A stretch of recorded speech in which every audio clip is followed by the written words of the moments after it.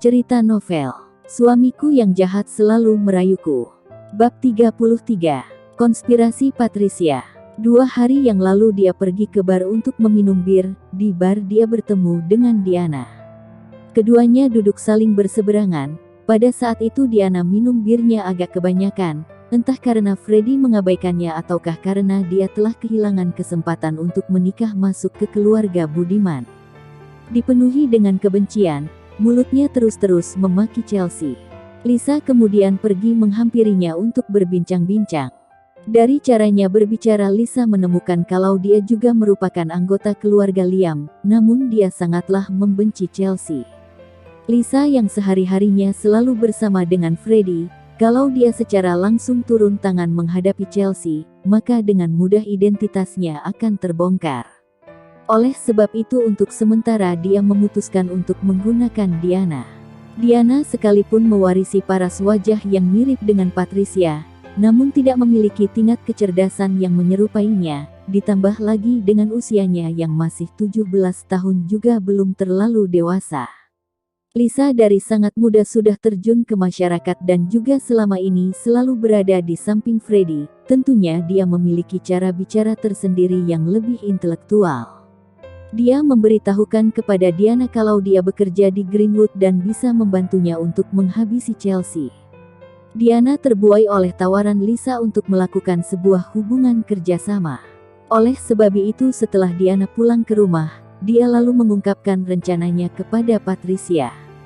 Patricia juga khawatir dengan balas dendam yang akan dilakukan oleh Chelsea.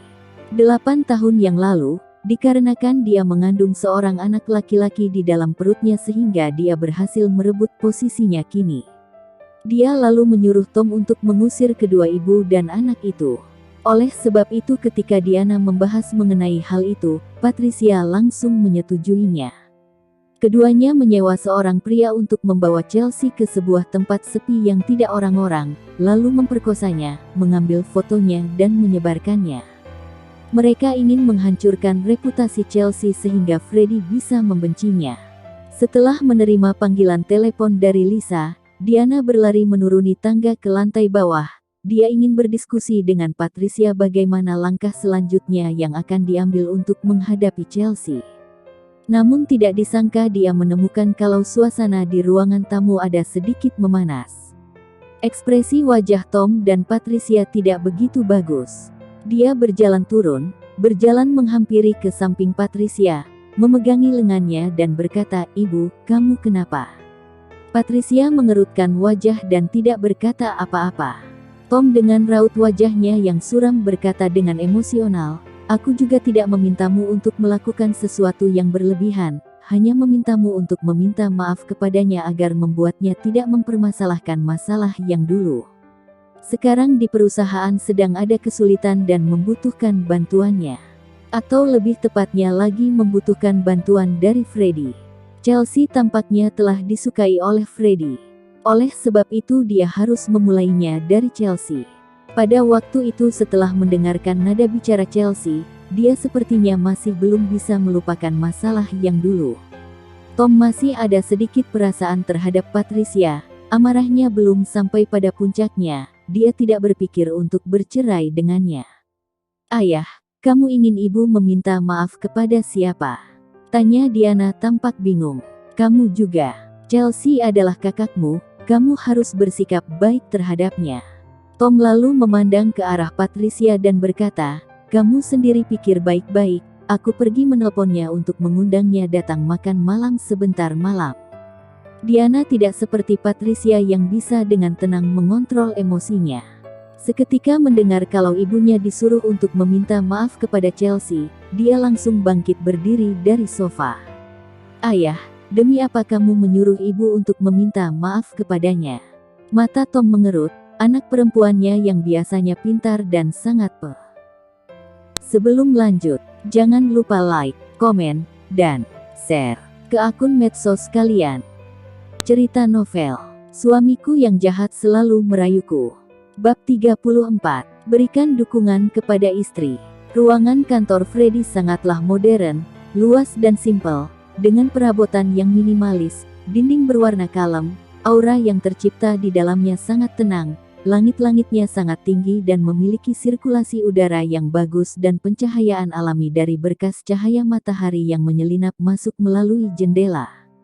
Berdiri di depan jendela kantornya bisa melihat pemandangan seluruh kota. Freddy sedang sibuk memeriksa dokumen, kepalanya tertunduk fokus. Chelsea berdiri di depan meja sambil memegang dokumen lalu menyodorkan dokumen kepadanya. Freddy tidak menerimanya, hanya sekedar menjawab, "Taruh di atas meja."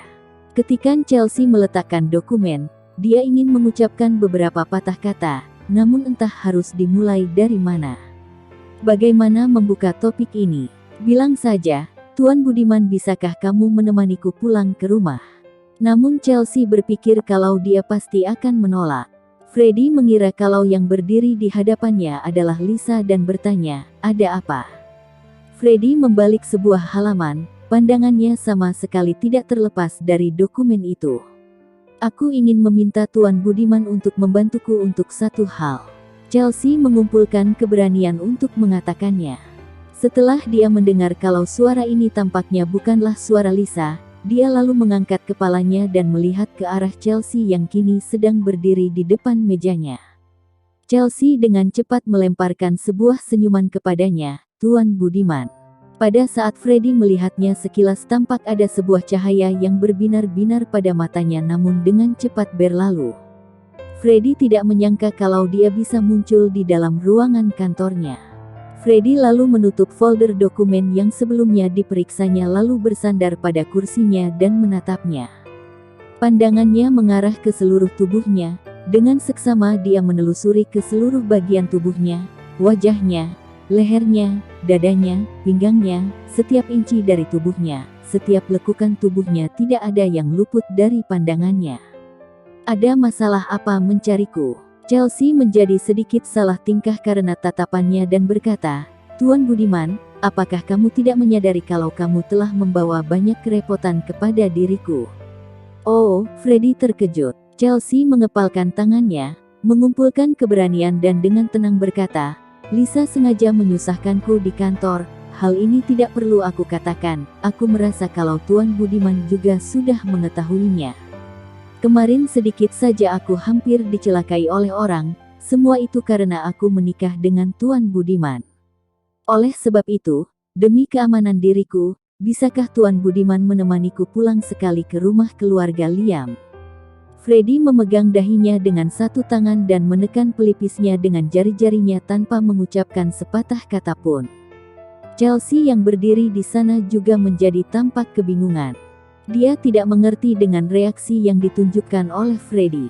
Setelah beberapa lama berselang, dia mengangkat pandangannya dan bertanya, "Apakah yang tadi kamu katakan?